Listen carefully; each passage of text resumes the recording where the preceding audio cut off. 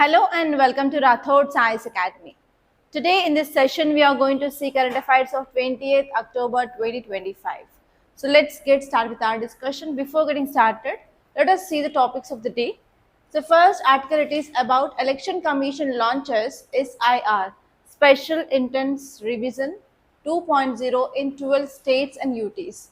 So especially have to focus on what is a special intensive revision and what are the advantages of this, and this topic is important from your polity from GS paper 2. And next topic is Justice Kant, part of key verdicts to become next CJI. So actually the next CJI appointment process had been started in our country. So you have to see who can become a CJI, what is the process of appointment of the CJI, and you have to see even articles in our constitution related to this CJI and powers and responsibilities of the CJI. So this is again important from your GS paper 2 under polity. And next topic is India's maritime global trade to get a boost with proposed Great Nicobar project, says Shah. So our Union Home Minister is saying that because of this Great Nicobar project, we are going to improve our global maritime trade. And you have to see what are the reasons which will substantiate the statement of Home Minister. And you have to know about what is this Great Nicobar project, what are the challenges of this project. So this topic is important from environment and ecology and even economy point of view, guys. And next topic is India welcomes Gaza peace plan, wishes for early end to Ukraine war, says Jaishankar. Again, one more statement made by our Ministry of External Affairs. He said that yes, India is welcoming this Gaza peace plan and we are also waiting for the end of Russia-Ukraine war. And this topic is important from your international relations from GS paper 2. And next topic is media literacy in schools can help fight false information. So you have to see about what is this media literacy, what are the advantages of this, and why we have to incorporate that media literacy in schools. And this topic is important from your governance point of view from GS paper 2. And next topic is a start for North-South carbon market cooperation. So recently European Union came up with an agreement with India regarding 5 important pillars, and one pillar is focusing on this carbon market cooperation. So you have to know about what is that, and this is again important from your international relations from GS paper 2. So these all are the topics that are going to be discussed in this class. Okay, now see the title, guys. EC Election Commission kicks off SIR 2.0 in 12 states and UTs.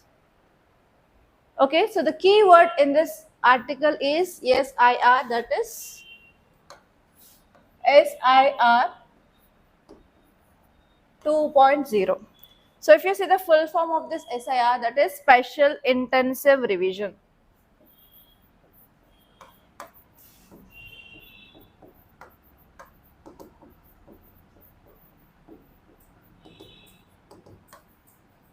Okay, it is about special intense revision, and this topic is important from GS paper 2 under polity.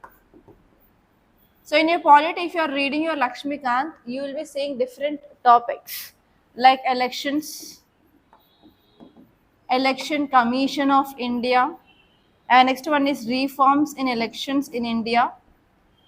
And not only that, you will be seeing about this Representation of People's Act of 1950 and as well as 1951. Okay, so from these areas, so this article is very important. Especially you have to add about this special intense revision in your Representation of People's Act and as well as reforms made by Election Commission of India. Okay, so now if you see in 2026, many states are going to have elections. So actually you know that what has happened in this Bihar's electoral list. So what happened till today, from last 1 to 1.5 months we are discussing about this Bihar issue, and in the front page of Hindu itself they are displaying that there are miscalculations in this electoral list in this Bihar, and more than 2 lakh illegal voters are there and they had been removed. So lots of issues are going in Bihar, right? So because of this, now in whichever state they are going to have elections, so we are going for special intensive revision of electoral rolls in that states. So we are going to have in around 12 states now. Now, if you see the context, why it is in news is Election Commission of India initiated 2.0, that is second phase of special intensive revision of electoral rolls. Why? Because we have to increase accuracy and as well as integrity of voters across the 12 states and union territories now. What is a special intensive revision? It is nothing but in-depth revision. So actually before elections, we'll go for summarized revision. Summarized revision means nothing but ECI will open a window to change their names. If there is any small changes are there, so they can go for changing of their names, or they will be going for deletion of the voters from the voter list, like that. But this is very much special. That is special intensive revision is they'll go for in-depth analysis of the voters list, and they will go for especially house to house enumeration again, and they'll go for verification of voter details once again now, and especially they will include whoever eligible voters. So what is the age, minimum age to get this vote, or when they can do this vote? How many years? 18 years. So which Constitution Amendment Act reduced that age from 21 to 18 years? 60? 61. Okay, so here in this in-depth revision, we'll go for removal of the deceased, or that is nothing but dead person, or we'll check for the migrated data, duplicate voters. All this will be removed and we'll come up with a new updated list. Okay, and nationwide this SIR was conducted between 2002 and 2004, and again in this 2005 we are going to, 2025 we are going to do this analysis once again. And why this SIR 0.2 is conducted now? Because nowadays we know rural to urban migration, urban to urban migration, urban to rural migration is happening. So because of this migration, what is happening? The people's residence is changing. So first one is there is large scale migration, urbanization. So because of this, we have to go for updating of voters. And next one here is duplication of entries. So especially individuals, they may be registered in multiple locations because of this migration. So because of this, it will lead to duplication. We have to also solve this problem. And next one is if the voter's death, then what happened? Even though after death also, they are having their name in this voter list. Is that right? No, we have to remove that death voters. And next one is political parties also requesting, because we need to have the quality of roles, especially we need to go for periodic revisions to maintain quality of voters. And this one here is we have to identify and remove ineligible voters also. So for all these things, now we are going to have this SIR 2.0 now. And what is the impact and what is significance of this move? First one here is, especially they are going for SIR in the states like Tamil Nadu, Kerala, West Bengal, Puducherry, because they are going to have assembly elections in this 2026. Actually, this SIR first will be conducted in the states which are going to have elections in 2026. And the main aim of this exercise is we should not leave any eligible voter. And next one here is we want to focus on clean and accurate electoral rolls for democracy. Okay, and next one more point here is we want to maintain constitutional duty, and we have to ensure transparency in this elections. So for all these things, you are going to have this. And if you want, you can make a note of a quote. A ballot is stronger than bullet, said by Abraham Lincoln. So like in this way, whenever it is possible, try to remember quotes that will be useful for your ethics and as well as even in your essay, guys. You can make your answers much more valuable by adding this kind of quotes at the end of your answer. Okay, now let us see the next article. See the title, Justice Kant, part of key verdicts to become next CJI. What is the keyword? Keyword is nothing but appointment of CJI. What is the full form of CJI, guys? Chief Justice of India. And the keyword of this article is appointment of CJI. From which subject we can see this, guys? We can see this topic from GS paper 2 under polity.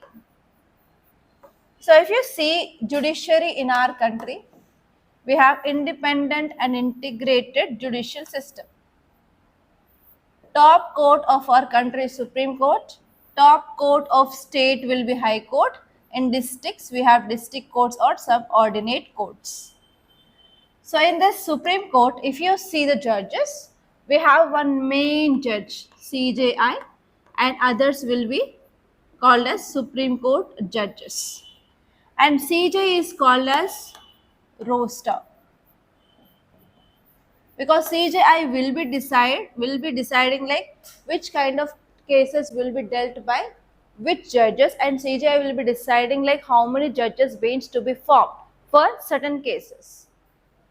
Okay, so if you see here now, on this November 23rd, the present CJ, who is the present CJI? Gawai, right? So he is going to retire on this November 23rd. And from November 24th onwards, new CJI has to come in his place, right? So for this, the appointment process had been started. So here you have to know about what is appointment process of the CJI, who can become CJI, and you have to know what are the roles and responsibilities, and you have to know articles of Supreme Court case. Now let us see the context.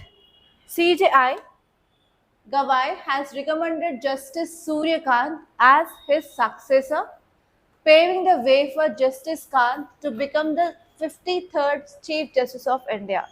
Now we are going to appoint 53rd Chief Justice of India, and his name is Suryakant, guys. And who gave this name? Justice B.R. Gawai. So actually, whenever we are appointing the CJI, who will decide the next CJI? The present CJI will be deciding the next CJI on what basis? On seniority. Who is the next senior person to him will become next CJI, guys. And now we are going to have 53rd CJI in our country. And actually this Justice Gawai is going to retire on this November 23rd, and now this new justice is going to take office on November 24th. That is the next day itself. And if you see the appointment process and eligibility, appointment which mainly starts by recommendation by the incumbent CJI. The process which begins with our Union Law Minister will ask CJI, the present CJI, to recommend the name who is the next senior most judge in Supreme Court, and that present CJI will be giving the name of that person at least 1 month before the retirement. So he is going to retire on November 23rd. That means he has to give that name in October itself. Actually, he suggested the name of Kant. Actually, one important thing that you have to remember is senior most judge of Supreme Court, he will take that position of CJI. And here for that name, Prime Minister will recommend that name, and who will appoint that person as CJI? President will appoint. So what is the process? First, our Union Law Minister will ask that sitting CJI to recommend the name. After once that CJI recommends the name, that name will be given to Prime Minister by this Union Law Minister, and Prime Minister will recommend that name to President, and President, he will appoint that person as CJI. Clear? So this is the process actually, and this process will start 1 month before the retirement of that sitting CJI. Clear? And who is eligible? First, and the prior most criteria is he should be citizen of India. And this one is he had served as judge of High Court for at least 5 years or 2 or more such courts in succession, but he should be the senior in that Supreme Court. And next one is he can also be an advocate of High Court for at least 10 years, and he must be a distinguished jurist. He can be a distinguished jurist in the opinion of President. And what are the roles and responsibilities? He will become the head of Supreme Court, and he is the highest ranking officer in our Indian judiciary. And second important point here is he is called as master of the roster. So he is responsible for allocating the cases for the judges, and he will decide how many judges bench should be formed. So do you know, like we have 3 judge benches, 5 judge benches, 7, 11, 13, like that. So he will be deciding how many judges benches should be formed to deal with that case. And this one here is he will be also doing certain administrative functions. He will go for maintenance of court rosters and appointment of court officials and general administrative matters regarding the function of Supreme Court. And he will be also playing an important role in appointment and transfer of Supreme Court judges and as well as High Court judges. And he will also be acting president also in vacancies of offices of president and vice president, and now CJ will become as an acting president. And next one is CJ can also advise his government regarding certain issues. Whenever president is going for advisory petitions under Article 142, so now CJI will be giving advice to the government, guys. So these are the roles and responsibilities of this CJI. You may get a question, guys. So you may get question on this acting president. You may get question on this master of the roster. Okay, and appointment process. And even you can refer articles related to Supreme Court in your Lakshmikant, guys, or in your polity notes. Yeah, see this next article. India's maritime trade to get a boost with proposed Great Nicobar project. So what is this article talking about? This article is talking about the first keyword, it is about Great Nicobar project. And this topic is important from environment and ecology, but they linked with this global trade. Global trade is important from your economy from GS paper 3, and we are talking about globe, that is interconnectedness between the countries. So it is also important from your IR from GS paper 2. So they took one project, proposed project in India, and they connected with international relations and as well as economy here. Now let us see exactly what is this. First of all, if you want to understand this article, you need to know about what is this Great Nicobar project. So before that, you have to see location of Andaman and Nicobar Islands. And next you have to see exactly what are the key features of this project. And next you have to see what are the concerns of this project. And now again you have to link how this project will boost trade. That is especially global trade. That means interconnected between countries, how it is improving global trade. So all these things that you have to know, guys. Okay, so if you see the context, this article is saying that Union Home Minister stated that government came up with an ambitious project of worth $5 billion, and the name of this project is Great Nicobar Project, Great Nicobar Island Development Project. And our Home Minister is saying that this project will boost India's maritime global trade. Okay, so if you see the project details, so actually this project initiated in year 2021, and you have to remember these points. The first one is they want to come up with international transshipment port. It is a deep water port in Galathea Bay of Nicobar, guys. So because of this global transshipment port, we can also interconnect with different countries like Hong Kong, Singapore, and this project is going to be completed by 2028, and it is going to be full development anticipated by 2058. It can work till 2058. And they are coming up with Greenfield International Airport. What is the difference between Greenfield and Brownfield? In economy, whenever you are studying about infrastructure, we have two types of infrastructure. First one is Greenfield and second one is Brownfield. What is it? All students, please comment.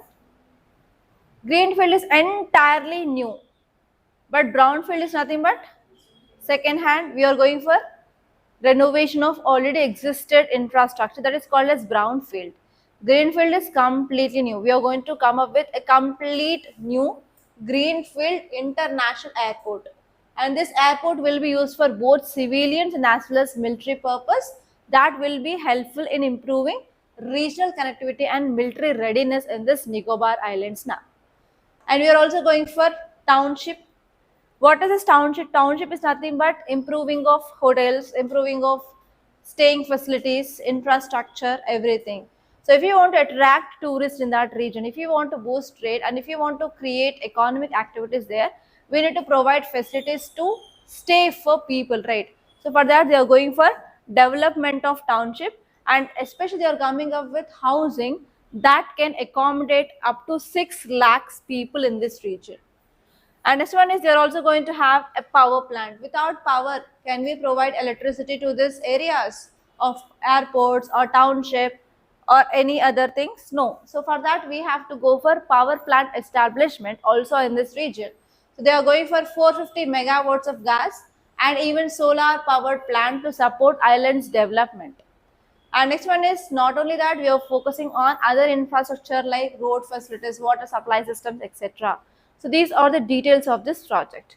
Airport and transshipment port, power plant, and as well as infrastructure development. Okay. So what is the significance of this on trade? So now we have to come and we have to interlink this project with trade. How? The first point is, whenever we are going for development of a port, now other countries ship can come and they can halt and they can go for exchange. So because of this, we can go for increasing of maritime trade. And actually the goal here is we have to handle 1/3 of global trade through this transshipment port gate. This is one important aim of our government of India. And next one is we have to reduce reliance on foreign ports. So especially for transshipment, we are using different country ports like Singapore, Hong Kong, Colombo, etc. So if you're developing our own transshipment port, obviously we can reduce dependency on foreign country ports. That will be one advantage. And this one is we can improve connectivity with different countries also. Obviously that will boost trade. And this one is we can also strengthen our naval capabilities and we can increase our surveillance in this Indian Ocean region. In yesterday's class, we discussed one article that we are going to launch one satellite CMS-03 GSAT-7R to improve our surveillance in this Indian Ocean region, especially that is dedicated to Indian Navy. Yes or no? So for that also we have to get this kind of infrastructure for increasing of our surveillance in this Indian Ocean region.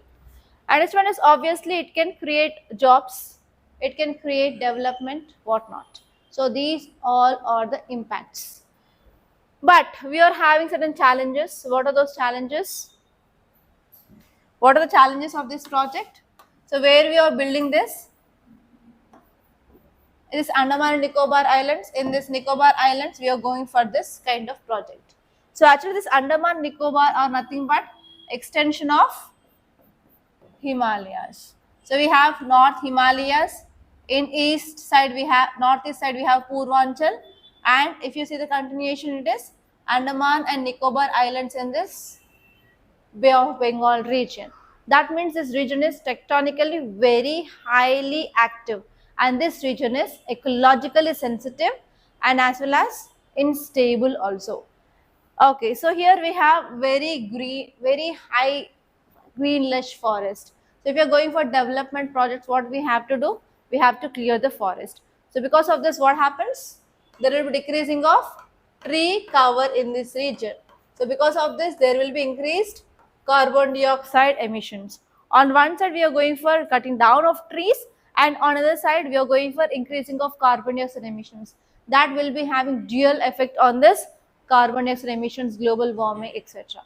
And we are going for development projects in this region. If that region is tectonically very active, can that project will be sustainable, will be long term? So if there is any earthquake or if there is any volcano, if there is any tsunami, what happened? Entire money that we had invested in that will be wasted. And next one here is Andaman and Nicobar is very much rich in this biodiversity.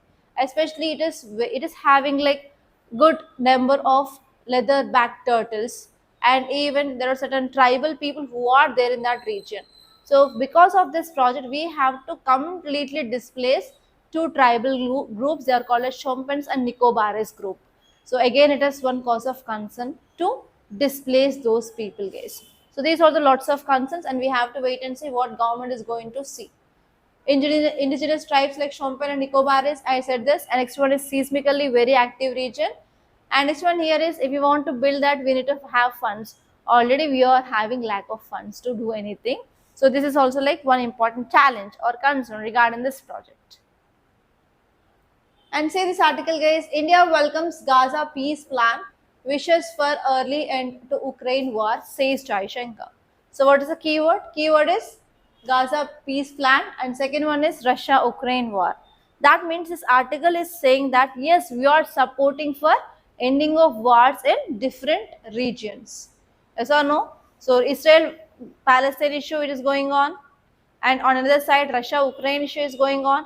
And international relations had been started, right? So sir will be discussing about what is the history of this Israel-Palestine, I think within 2 to 3 days. Okay, so that you can understand the history of this Israel-Palestine and as well as Russia-Ukraine war. And this time this international relations is like very, very bulky because every day we are getting articles regarding this international relations in the newspaper. So if you compare with the last batch, you will be having lots of current affairs related topics because recently this Operation Sindoor also had happened. So that topic is also not covered for earlier batch. So everything that will be covered for your batch case. And your work is whatever the things that are coming in the newspaper, you have to add it onto your international relations notes. Okay. Now let us see the context here. External Affairs Minister at 20th East Asia Summit in Kuala Lumpur. Where is this Kuala Lumpur located? Yes. And in that meet, they expressed India's support for Gaza peace plan. And also India said that we want to end this Russia-Ukraine conflict also. So what is the stance of India? Yes, India welcomed this peace initiative for Gaza. And next one here is India is also desiring for a special resolution of this Russia-Ukraine war also. Why? Because there is no proper security of food in these regions, loss of life of the people, humanitarian aid, and even there is no proper energy flows. And in this globalized era, if something is happening in one country, it will be having impact on another country because every country is interconnected. So there will be like disruption of supply chains also. For all of these things, we need to end this war. And what are the reasons why India is supporting this? First one is humanitarian concerns. So recently, United Nations declared this Gaza as genocide. Yes or no? So many people they were killed in this Gaza region. So because of this, what happened on this humanitarian concerns? India said that no, we have to stop this kind of issues. And next one here is there is disruption of food security, energy flows, trade, and even in that case, United Nations said that people are dying because of starvation. They are not having food security, and Israel is stopping essential goods entry into this Gaza. Yes or no? We discussed all those things, right? That is nothing but based on the global stability. And next one here is our external affairs minister also said that we need to come up with a global order. And whatever the multilateral organizations are there, so they are losing relevance. We discussed that about United Nations Security Council, we discussed about WHO, WTO, etc. So here he is saying that we have to come up with global order and we have to rise multipolarity. We have to strengthen multipolar organization or multilateral organizations so that we can achieve our global principles. And next one important point which is highlighted by our external affairs ministry is not only these wars, even terrorism is also affecting different countries. Especially you can take India, Pakistan, and what is happening between Pakistan and Afghanistan. Yes, and even this African region, especially Sahara Desert region, Sahel region is also like burning hotspots of terrorism. So we have to fight against the terrorism. And India said that India is showing zero tolerance towards terrorism. Example, Operation Sindoor, guys. And next one here is our external affairs minister also said that we have to strengthen maritime cooperation in the region. Especially we have to align with the different groupings like ASEAN and as well as Indo-Pacific region as well. Okay, let us see the next article. See the title, guys. Media literacy in schools can help fight false information. So as you all know that there is increased use of science and technology. Everyone is now using electronic gadgets, one or other electronic gadgets. For example, mobile phones, tablets, systems, laptops, whatever it may be. And we have different social media handles also, right? We have WhatsApp, Twitter, next, Insta, Threads. So you know better than me, right? So we have lots of social media platforms. So what is happening in the social media platforms? Whenever you're posting something, within minutes it will become viral. So many people will be watching that. And even now it is very easy to create or generate images and videos by using this AI platforms. Yes or no? So because of that, what is happening? Especially in one of our class, I said about this WhatsApp uncles and aunties batch. So whatever that comes in the WhatsApp, they'll believe it is true. And even if you try to educate them also, they won't listen, right? So it is not, if it is there in WhatsApp, they'll believe that 100% it is true. So because of this, what is happening here? There is rapid spread of misinformation and disinformation, fake videos, everything. So because of this, it is having a threat to our law and order, peace and stability in our country, right? So because of this, now recently government took lots of steps. What are the steps taken by the government? Amendment to IT rules 2021, and said that we have to label that content whether it is generated by AI or not. In image or any photo or any content or any video, whatever it may be, if you are generating that content by using this AI, you have to label that. Okay, from government side it is doing lot, but from the people side also, government is asking that media literacy is very important, especially in schools. So children, they have to know about whatever the information that they are coming across is good information or authentic or like fake information or AI generated information, whether it is sponsored ads or not. Yes, so if we increase that literacy in the schools, and children will be educating the parents. And this topic is important from your persuasion as well as social influence topic also, where we can use this as a tool to change mindset of the people. Okay, so now let us see what exactly this media literacy is. Media literacy is the ability to access, analyze, and evaluate, create, and act by using all forms of communication. So, what are the communication tools that we are using? What are the information we are getting?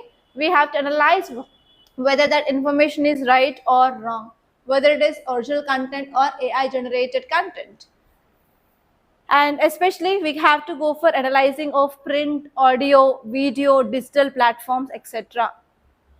Okay, so what is significance of this media literacy? If children, they know about what is exactly the information is about, whether it is true or fake, or whether it is AI generated, or whether it is authentic information, we can combat this misinformation and disinformation.